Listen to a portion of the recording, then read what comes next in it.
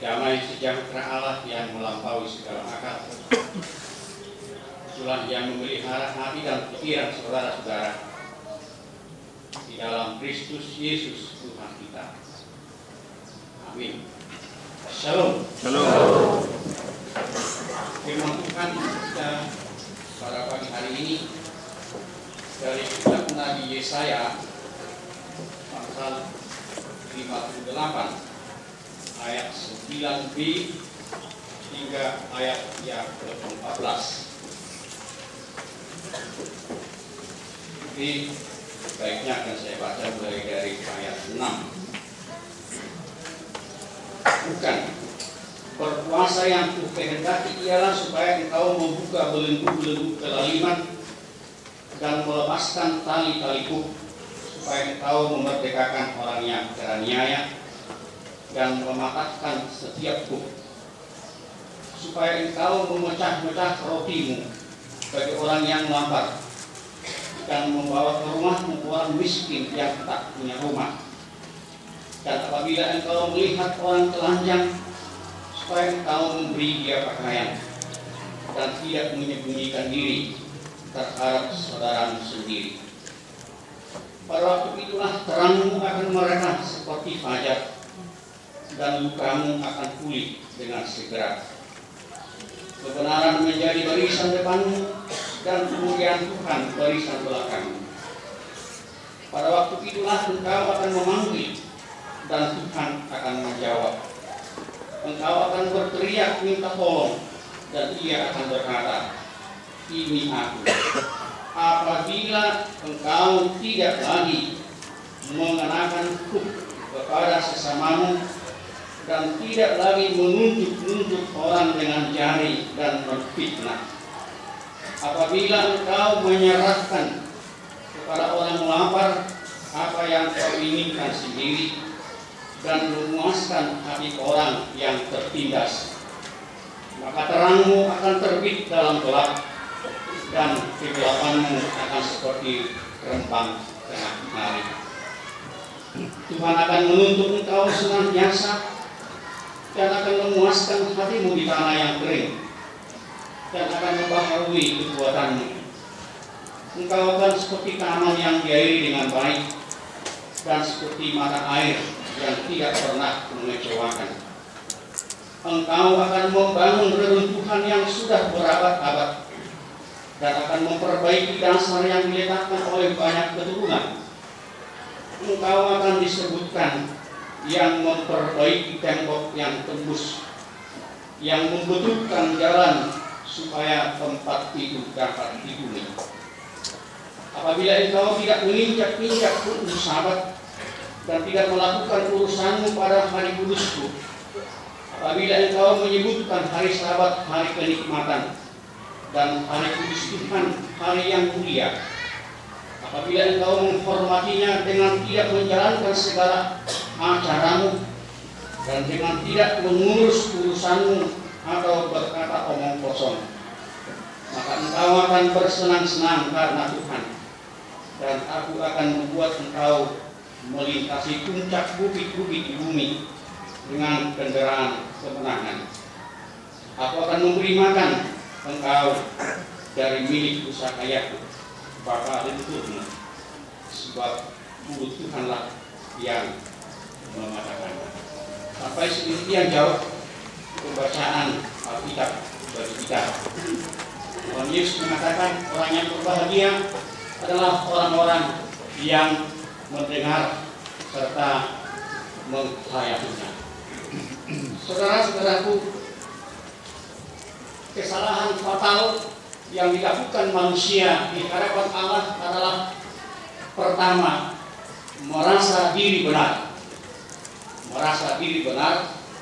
lalu mengukur benar tidaknya orang lain dengan standar, dengan ukuran dirinya sendiri. Dan yang kedua ialah mengira bahwa dengan melakukan ritual agamanya di hadapan Allah, maka dia boleh tidak peduli kepada orang lain, tidak peduli kepada sesamanya, karena menurut mereka masalah agama adalah urusan pribadi dengan Tuhan.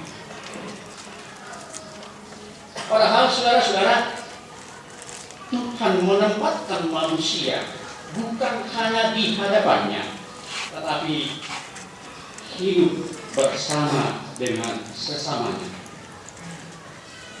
Bangsa Israel terjebak dalam kondisi seperti itu. Mereka melakukan ritual-ritual agamanya, melakukan puasa ketika mereka sudah kembali dari pembuangan Babilonia. Mereka berharap dengan berpuasa maka hati Tuhan akan terpuaskan.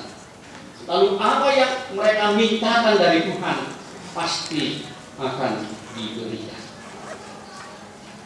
Mereka juga merayakan perayaan Paskah dengan serius menurut ukuran mereka. Tetapi saudara-saudara, Tuhan melihat bahwa sebenarnya apa yang mereka lakukan itu adalah formalitas belaka. Mereka tidak memahami kehendak Tuhan. Mereka tidak mengerti apa yang dimintakan Tuhan dari diri mereka sebagai umat manusia, bahkan sebagai umat pilihan. Mereka lupa akan apa yang sudah ditetapkan Tuhan sejak dasar pembentukan umat Israel melalui nenek moyang mereka Abraham, di mana Tuhan mengatakan kepada Abraham, "Aku berkati engkau supaya menjadi berkat kepada orang lain. Aku berkati engkau supaya menjadi berkat kepada orang lain." Artinya saudara-saudara, umat itu tidak boleh hidup hanya untuk dirinya sendiri, tetapi dia hidup untuk orang lain. Dan itulah saudara-saudara kehendak Tuhan yang juga harus kita pahami dalam hidup ini, agar doa-doa permohonan kita kepada Tuhan tidak ditunda jawaban yang mulia. Karena terkadang saudara-saudara, memang kita sebagai manusia umat beragama membaca firman Tuhan, lalu menghafal ayat-ayat namok-mok. Jadi dia tahu ayat-ayat yang khusus. Kalau ini kasus, maka firman ini yang harus dipakai. Dia baca hari demi hari, tetapi itu hanya untuk bacaan semata. Pintar sharing tentang firman Tuhan, tetapi saudara-saudara tidak nampak apa yang menjadi aplikasi di dalam hidup sehari-hari. Karena dia berpikir, yang penting saya sudah bisa berkomunikasi dengan Tuhan melalui firman-Nya. Yang penting saya sudah memahami ayat-ayat Alkitab. Bahkan kalau disuruh ketika ada arisan tanpa persiapan dari rumah, ala si tua tong matai, bakti, mata si tua ini bapak, sekarang roh, nau dipanggil dia maka dari rumah, langsung dia buka Alkitabnya, ia berbicara, menyampaikan firman Tuhan dengan lancar. Dan bukan bosongnya sih. Tidak terlalu sulit bagi dia untuk menjelaskan ayat-ayat firman Tuhan. Tapi ketika dilihat apakah dia melakukan isi dari khotbahnya dalam hidup sehari-hari, Tunggu. Dengan kata lain, sebenarnya sikap seperti itu adalah sikap yang bisa dikatakan kepada munafik. Munafik. Kelihatannya dia adalah orang yang serius beragama, orang yang menekuni ajaran-ajaran agamanya. Lalu orang menganggap dia adalah orang saleh. Tapi saudara-saudara, seperti yang dikatakan oleh Tuhan Yesus, kau adalah bagaikan kuburan yang tersalur dengan cat putih. Kalau menjelang hari Paskah, orang-orang mengecat kuburan dari orang-orang yang meninggal dari keluarganya. Sehingga kalau kita pergi ke kuburan pada hari Paskah, bersinar itu kuburan-kuburan itu karena baru dicat dengan warna putih. Tahu-tahu di dalamnya apa? Tulang belulang yang tidak bermanfaat lagi. Atau mungkin seperti buah yang harum. Kalau orang Siantar bilang apasan. Kalau di Serpong itu apa itu? Kuini. Kacang. Kuini. Ya. Kuini. Mirip begitu kuini. Ya kuini. Tapi itu nggak sama itu. Agak beda itu.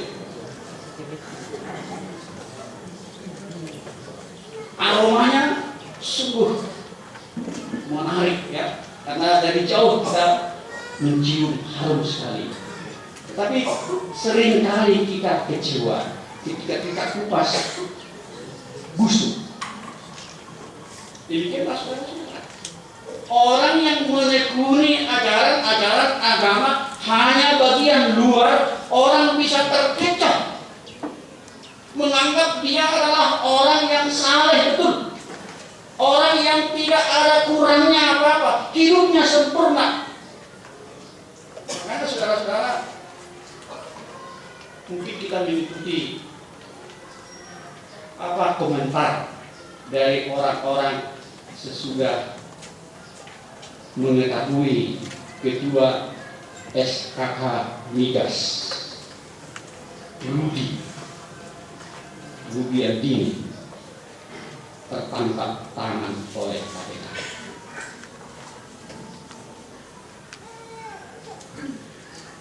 Saya terkejut, kok dia bisa seperti itu?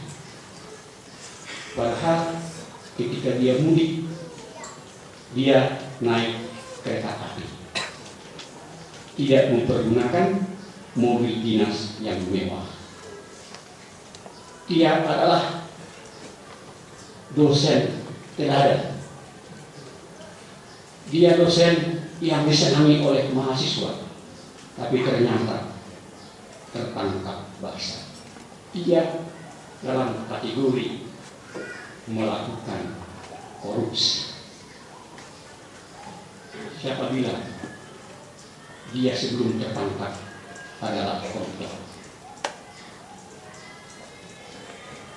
Saudara-saudara, itu menjadi perenungan bagi kita, supaya ketika kita rajin membaca firman Tuhan, ketika kita rajin ke gereja, ketika rajin ke pertanian, ketika rajin melakukan PA-PA di kantor dan di tempat-tempat yang lain, jangan hanya sekedar membaca berdoa, tetapi lakukanlah apa isi daripada firman itu. Dan yang lebih khusus, pemanfaatan makna firman itu untuk orang lain. Saudara-saudara, tadi cukup jelas dikatakan di sini. Apabila engkau tidak lagi mengenakan tuk kepada sesamamu dan tidak lagi menunjuk-nunjuk orang dengan jari dan memfitnah, maka rupanya orang-orang Yehuda yang baru pulang dari pembuangan itu, yang ekonominya memang di Babilonia sudah mapan, karena ada orang-orang Yehuda itu mapan ekonominya di pembuangan. Tetapi banyak juga yang tidak berhasil. Dan ketika mereka sudah kembali ke Yerusalem, maka orang-orang yang berhasil ini membuat beban kepada orang-orang miskin. Dengan cara apa? Diberi pertolongan dengan istilah meminjam, tapi dengan bayar, dengan ukuran yang berlebihan dari ukuran yang pantas.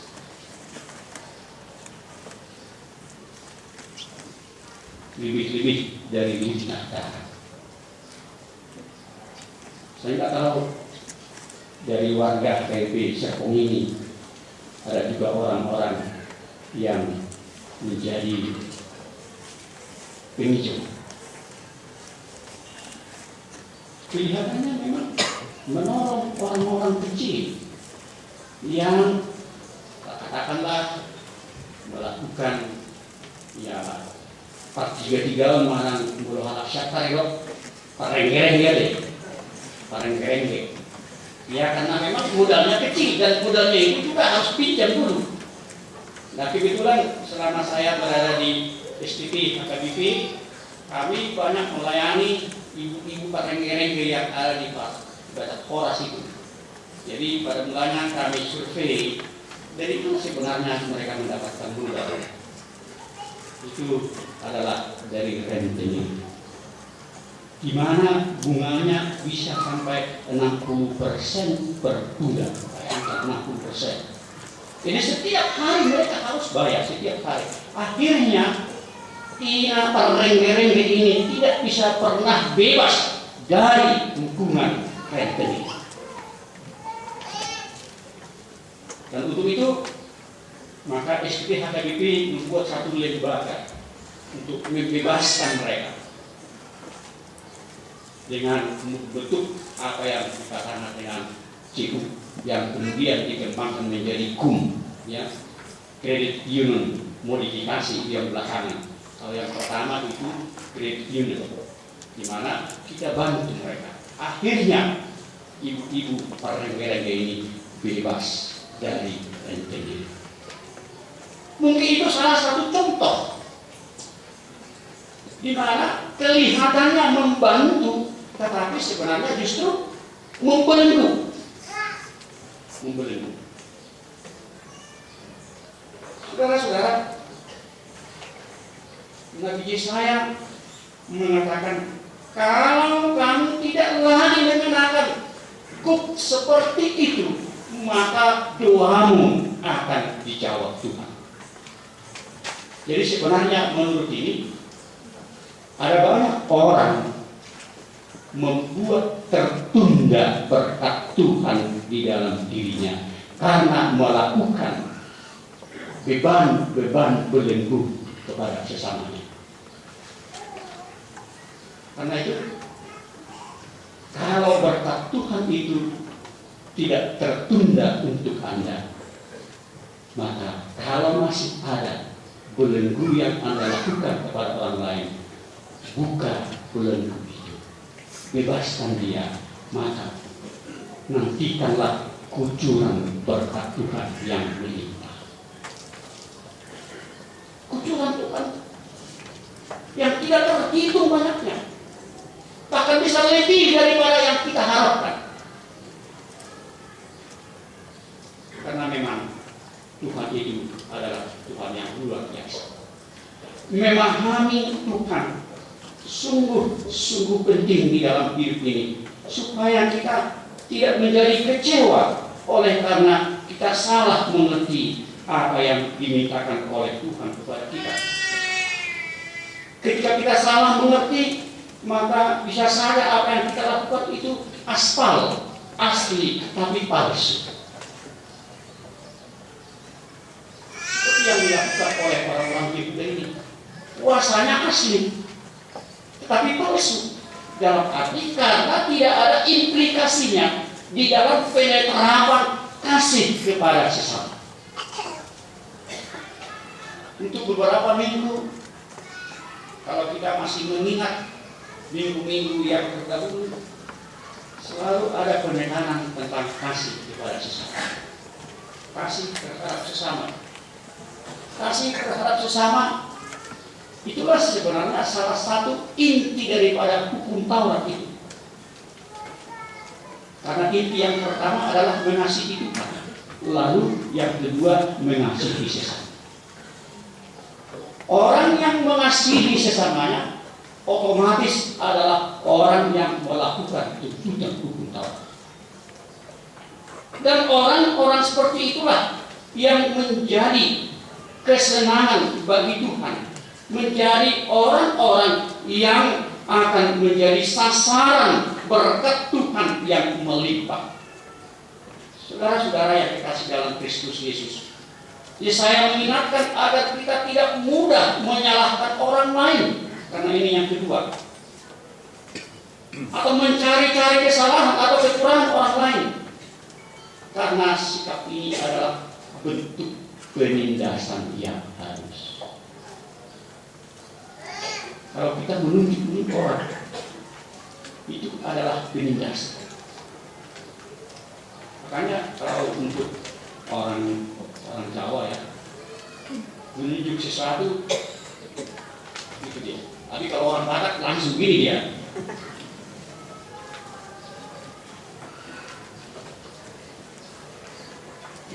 Jadi dalam konteks ini menunjuk orang sebenarnya mempersalahkan orang lain yang sebenarnya tidak salah. Karena menganggap apa? Dirinya yang benar, yang lain itu orang yang salah. Saudara-saudara, ada sebuah pepatah mengatakan seperti ini. Duduk di kursi tinggi sambil menggoyang-goyangkan kaki memang enak dan nikmat. Jadi coba kamu jangan duduk di kursinya dibode sambil goyang-goyang kaki, pasti enak dan nikmat. Namun kasihan mereka yang kena sepakan goyangkan kaki Anda. Jadi ala kita guna tak goyang-goyang, tak saya dari mana kau konasi Pak Jona. Jadi artinya saudara-saudara, kalau kita tidak menilai rohaninya, memang kita bisa merasakan enak kehidupan ini oleh karena kita melakukan sesuatu yang menindas orang lain. Makanya dikatakan ada orang yang menari di atas penderitaan orang lain. Firman Tuhan mengatakan, kalau sikap seperti itu Anda lakukan terus-menerus dalam hidupmu, maka keran berkat Tuhan akan hidup. Ketika Anda mengasihi sesamamu, terlebih orang yang tertindas, orang yang lawan Anda kasih makan, maka kerannya akan dibuka, dan kerannya itu keran yang besar, bukan keran kecil.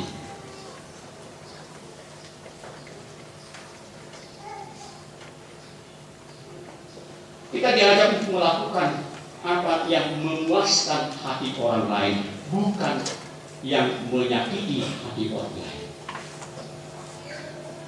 Apakah mungkin itu bisa kita lakukan?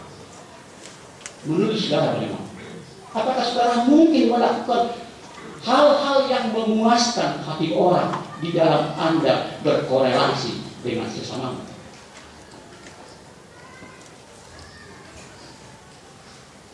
Di era sekarang ini, orang cenderung egois, memikirkan kepentingan pribadinya, lalu kurang peduli kepada orang lain.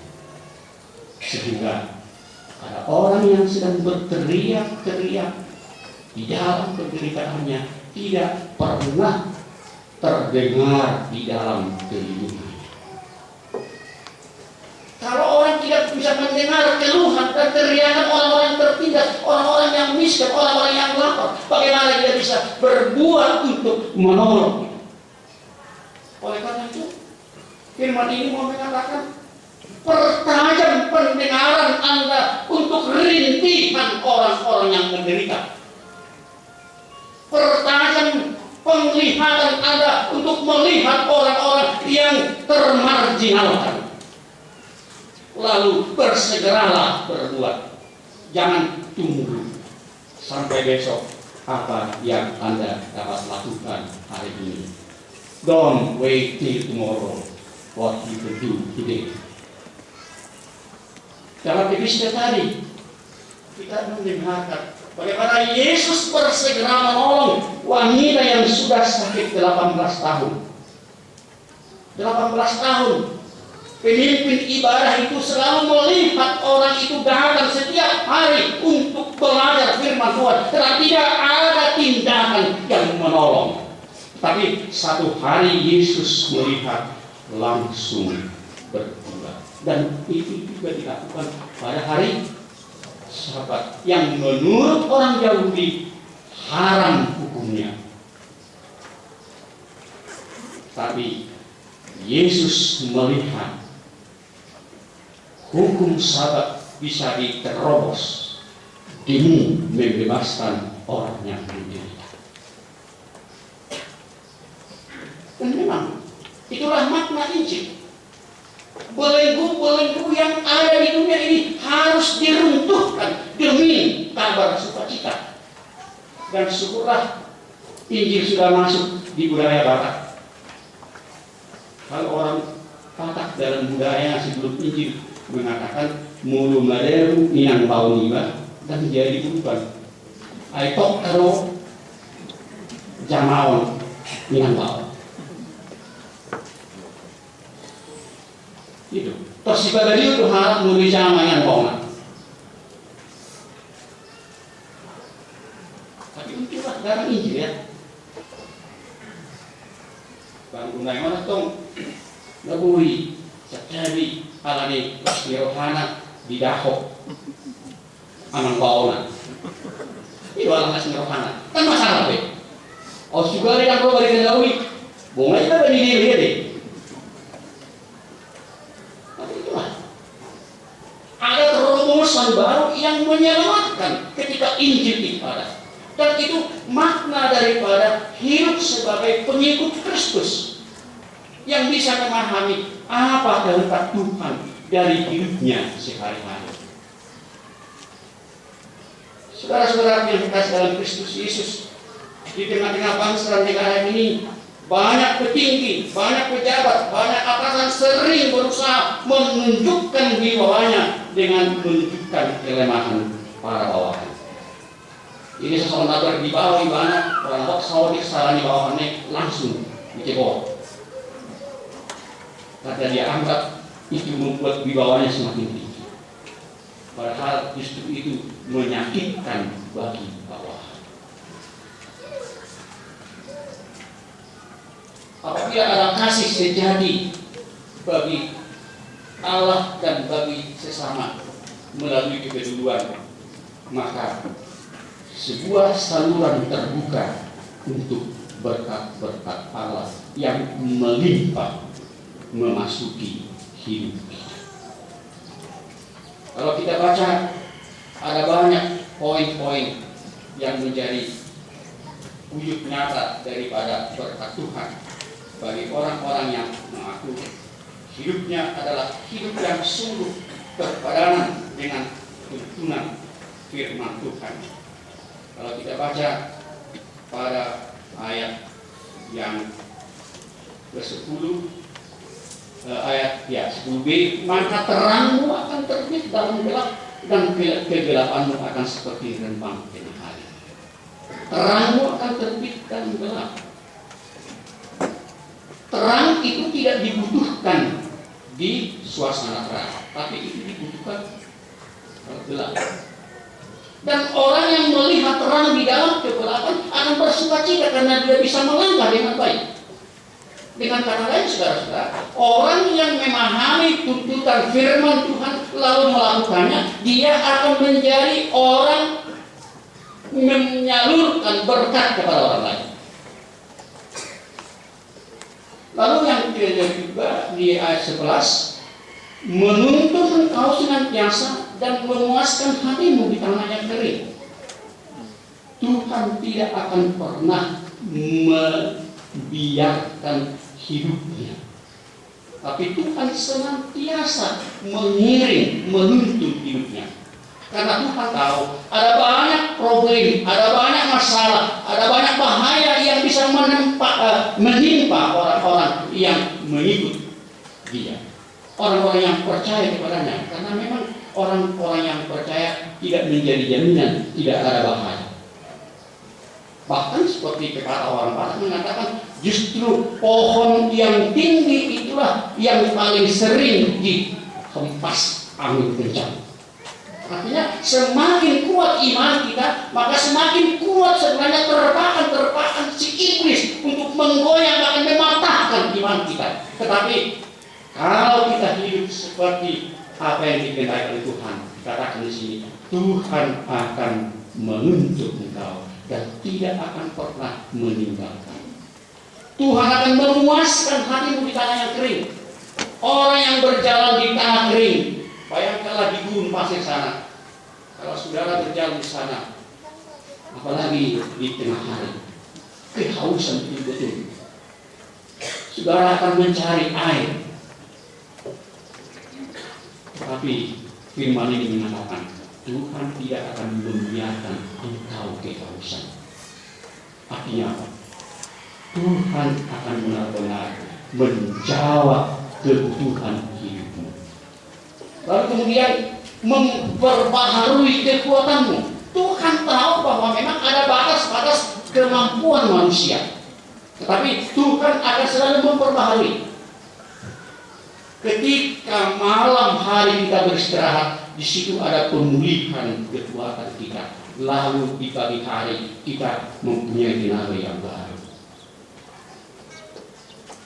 Bukan seperti orang yang sakit ya. Kalau sudah terbit matahari langsung mengeluh dia, memang meludah dari gunung.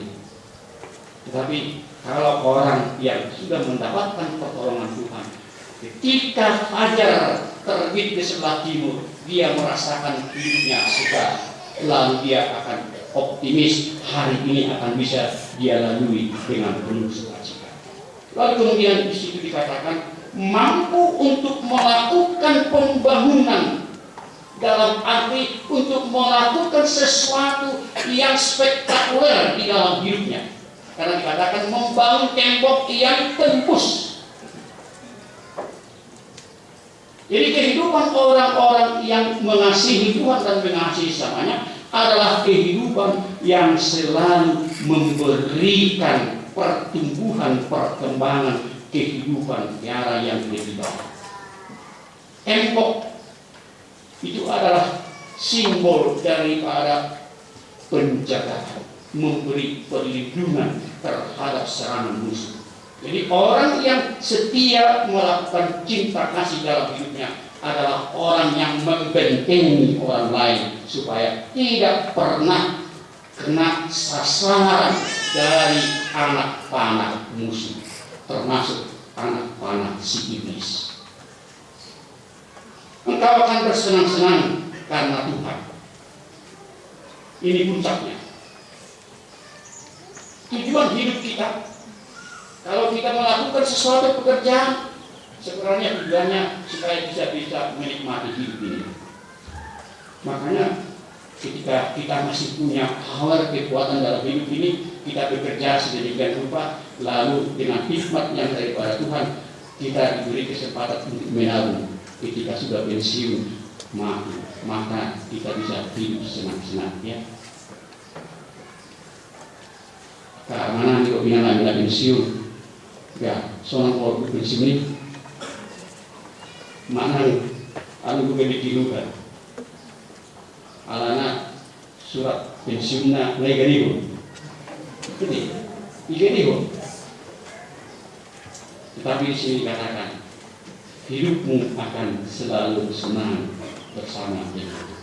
Karena itu mari kita coba renungkan sejauh manakah hidup kita sudah mengaplikasikan tuntutan firman Tuhan dalam hidup bersekutu kita, hidup bersama kita. Bukan hanya dalam arti komunitas orang-orang percaya, tetapi justru dengan orang-orang di luar komunitas orang percaya. Kalau untuk orang-orang sesama orang percaya tidak terlalu sulit, ya, tapi berbuat kepada orang-orang di luar kelompok kita itu yang sulit. Karena selalu ada hati yang mengatakan, "Hai, halak gue dan lalu."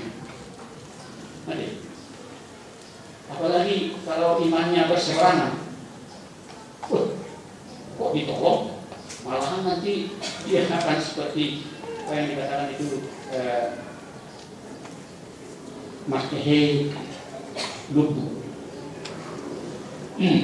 Tapi sih Mas Kehe lubu sama Kehe lubu. Kalau ada sapi itu kena apa namanya itu masuk lubang, dia minta tolong dengan suaranya, lalu kalau kita menolong dia, sesudah dia bebas langsung kita diserbu. Ya. Jadi memang ada orang seperti itu. Ketika kita sudah bebaskan dia, justru kita menjadi sasaran empuk untuk diserang. Tapi Paulus mengatakan kepada Timotius, lakukanlah yang baik dan jangan pernah dikalahkan oleh yang jahat. Ya. Jangan pernah dikalahkan yang jahat. Lakukanlah yang baik. Karena dengan berbuat seperti itu, maka saudara-saudara, milik pusaka yang dipersiapkan oleh Tuhan kepada orang-orang percaya akan menjadi milik pusaka kita bersama. Biarlah saudara-saudaraku, kita mengaminkan firman ini lalu melakukan dalam kehidupan sehari-hari, sehingga nantikan jawaban Tuhan, berkatnya akan turun secara melimpah, sehingga orang yang hidup dalam pemahaman firman yang benar, hidupnya tidak akan biasa-biasa, tetapi hidupnya akan luar biasa. Amin.